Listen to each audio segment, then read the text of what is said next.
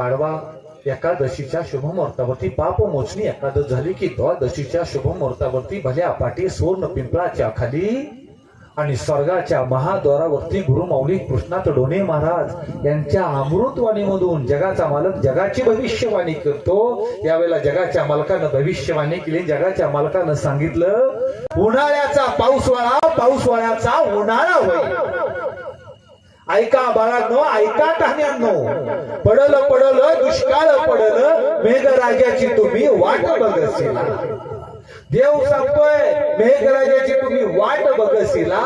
अजून वर्ष पूर्ण व्हायच्या आत ती बातमी खरी होती। आज तुम्ही आम्ही नाही, अख्खा महाराष्ट्र नाही, अख्खा भारत मेघराजाची वाट बघायला लागला। ही सामर्थ्य बाळूमामांच्या वाणीचं आहे, ही ताकद मामाची आहे।